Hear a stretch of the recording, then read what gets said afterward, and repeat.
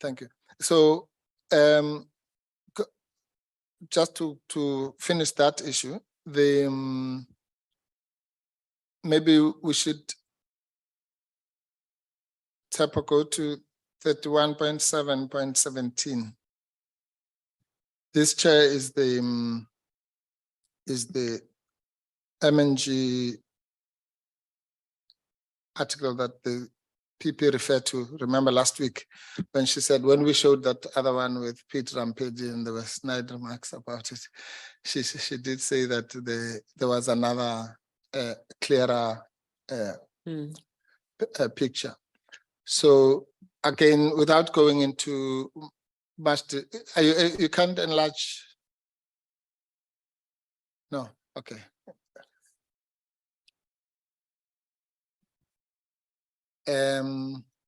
Sorry, now my age is showing. I need to look at the enlarged version. All right. All right. Just take us to not the whole list, but at least some of the entities that you have already identified in your evidence. On that list, number 6, for example, is it Pore Farms? Is that That's the one, yes, that you are referring to? Which I was referring to, yes. In respect of which the sole director or member or whatever, if it was a trust, I don't know what kind of entity it was, but the sole person was current Minister Kumbutso Shabeni. Yes. And which and then, I think Chairperson, sorry, just so that we finish that one. According to this, that entity received 8.484,000. yes. Okay, now you can make a comment, PP. According to our estimation, it was around actually 5 point something million, but these ones had this. Hence, Chairperson, I'm saying the calculations, it was estimations and yeah. And then also the 3 entities that made the most financial and transaction. So up there, it shows this linked environmental services. The one I said, some of the campaigns managers were part of the directors. Tsepo, if you can just scroll down. Then there's Reatenda. Then there is this Edelstein, Baba, Robla, because they are part of the report. Tsepo, if you can scroll down. Yes, up there, the 3 entities. So that's the most relevant information which I have in the report. Right. Yes, and again, just to remind people, Edelstein, Faber, Robla is EFG. Yes, correct. Yeah. Okay. Right. Okay. Reatenda is also there. It's got 18,727,000. Yes. Then we've got linked environmental services. Where's that? Oh yes, linked is the last one. Oh, with 8 million. Okay. Then the others we haven't. It's individuals or entities by the look of things. Okay. All right. Thank you. Okay. Thank you, Chair. Thank you. Yeah. All right. Now you will keep your promise. I will, Chair. Just reflecting on this. And unfortunately, yes. To the actual issue. Yeah. Yes. Let's go back to that. That page with 5.2.17. Yeah. Thank you, Chair. All right. Well, suppose doing that, let me just develop the point that I was at the point where I was asking you to read the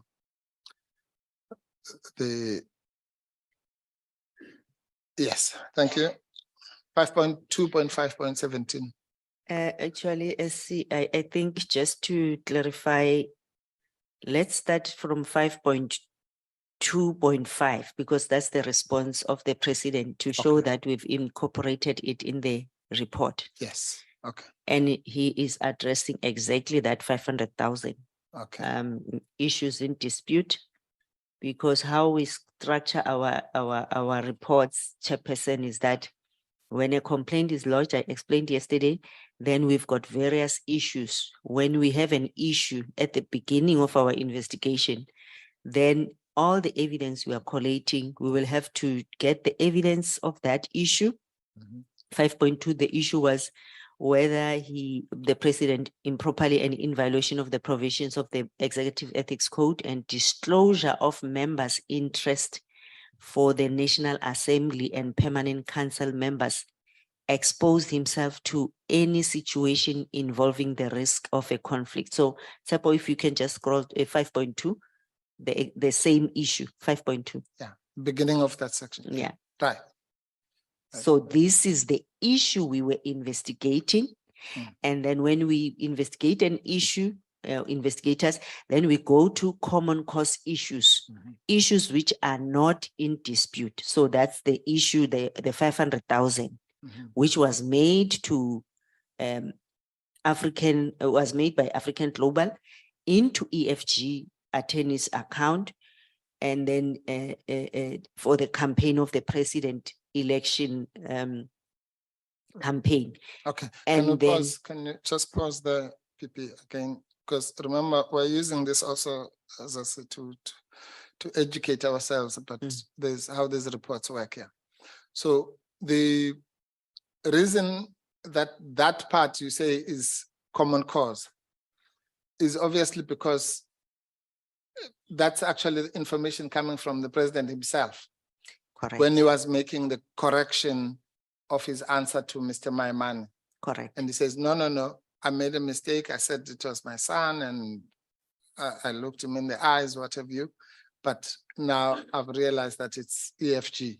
So therefore it's common cause. Nobody disputed that.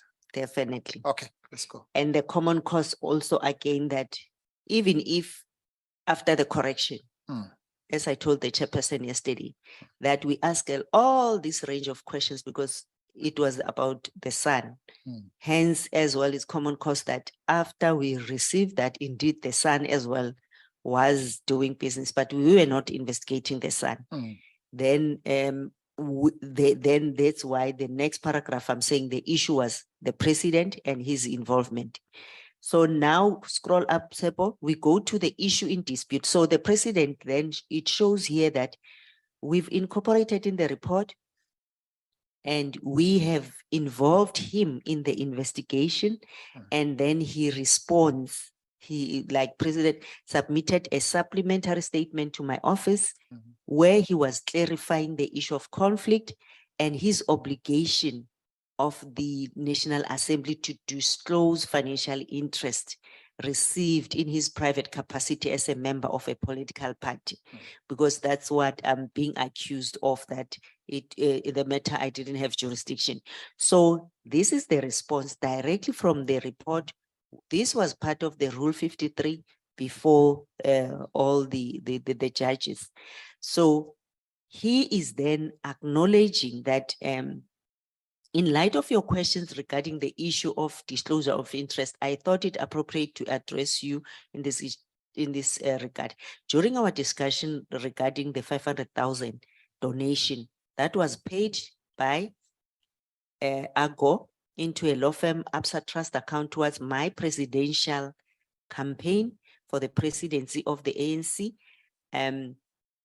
you seem to suggest that the donation amounted to a benefit and that it ought to have been disclosed. So that's where the president is addressing that issue. And then he then went further to indicate that he is a member of parliament as a deputy president, acknowledging. And then in my capacity, I disclosed interest as required by the Executive Ethics Code every year. I continue to do so in my, since my election as president in February 2008. 2018, yes. So this paragraph we wanted to go to was then the president acknowledging that he was supposed to, in doing so, and based on the provision, I disclose share financial interest in companies, other corporate sponsorships, gifts, other hospitality benefits of material nature foreign travel, land and immovable property, and pensions. So I'm also aware of my duty to disclose such information in relation to my spouse and my dependent children. So that's what the president, it shows that he understood as the deputy president, as the member of parliament, he was supposed to disclose. So then he went further and said, since becoming a member of parliament and a member of the executive, I've taken care to be guided by Section 2 of the Executive Members Ethics Act. Again, the president acknowledging that he knows what Section 2(1) says, which requires the president to publish a code, and then which also indicate that members must comply when performing their official duties. So then we can move to that part which you wanted us to go to. 5.2.5.17. Yes, then that's when the president is still part of his response that the Executive Ethics Act states that the disclosure of benefits is required. Firstly, it is if it is a material benefit, and secondly, if it's received by the member. Although the donation may be regarded as a material in nature, on the basis that even the gifts above the value of 350 are subject to disclosure. And I think that's what I said.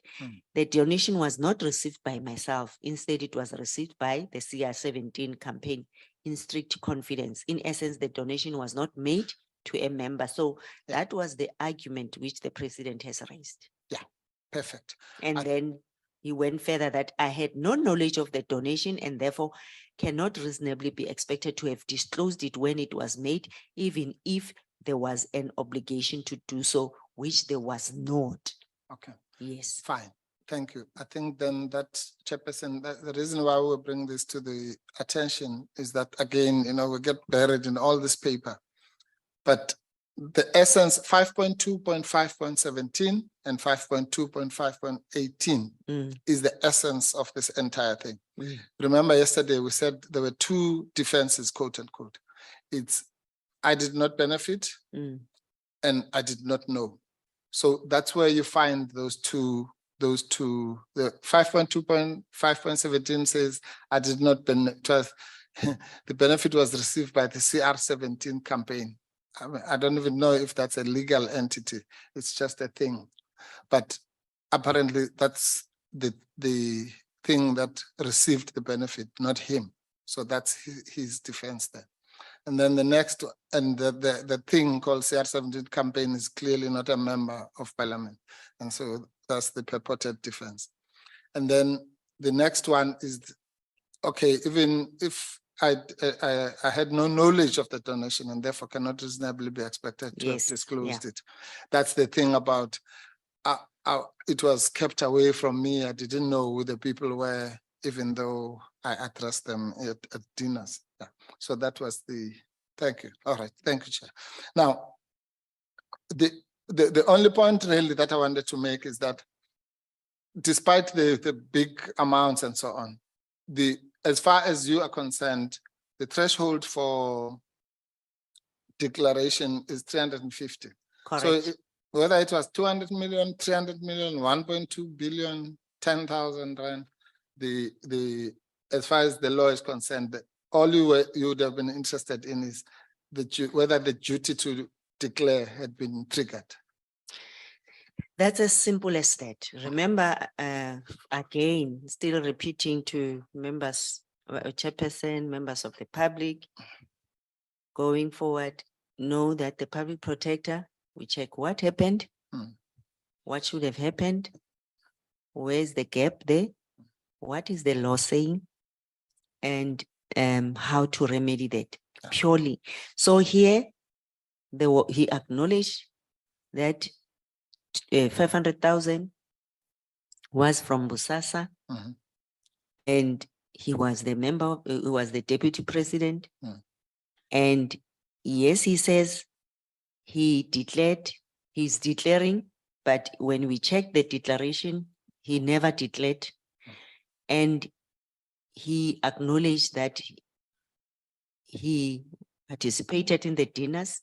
We had a person who attended who donated, Gavin Watson, but Wes also before me, I had this evidence which we've shown that the bank statements, the emails, Mm. where he even personally said, move 75 million or whatever to reattender and all those. So that's why when the judges are saying, and even the panel is saying, I second guessed, I think that's what they said. Mm. And I didn't take the precedent. So for me, the decision was taken, and when the drafter of the evidence and the analysis of the evidence, which is done by the chief investigator, when it's brought to me, I'm also saying we cannot just make accusation. What is the source? Where is the evidence? And that's what we did. So we were following this 500,000, the donation, and that's it. And he never declared it according to the record in parliament.